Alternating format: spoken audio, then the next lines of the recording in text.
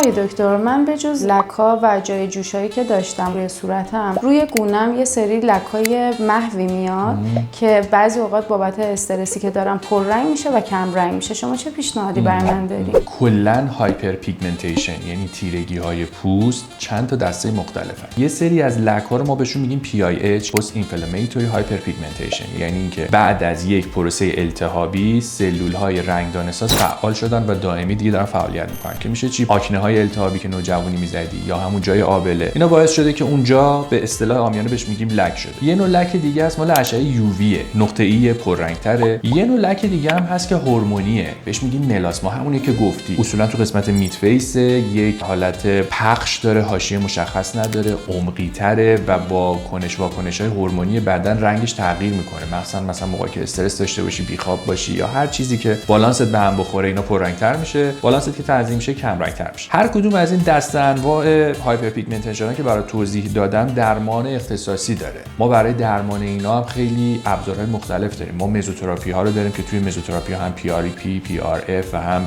داروهای اختصاصی رو داریم. توی استفاده از لیزرهای پرتوان، لیزرهای کم توان رو داریم. دستمون بازه، ولی برای هر شخصی چون میزان لک، عمق لک تو کدوم لایه پوست، کدوم لایه رو درگیر کرده، مساحتش، همه اینا باعث میشه که پزشک با توجه به ابزاری که داره یه پلن درمانی شخصی سازی شده برای هر شخصی بچینه و پلن درمانی رو پیش بریم. اصولا بین 3 ماه تا 6 ماه زمان لازمه، چون ممکنه که ما بخوایم هر ماه یه کاری روی پوست بکنیم. علاوه بر اون خود فرد باید یک روتین پوستی بسیار منظم و سفت و سخت رو پیش بگیره، چون لک درمان نداره، لک فقط مهار میشه. تا این تایم بیشتری مهار بمونه و تایم بیشتری که مهار بمونه این سلولای رنگدانه ساز ضعیف میشن، دیگه نمیتونن رنگدانه تولید کنن، به خاطر همین لک مهار میمونه.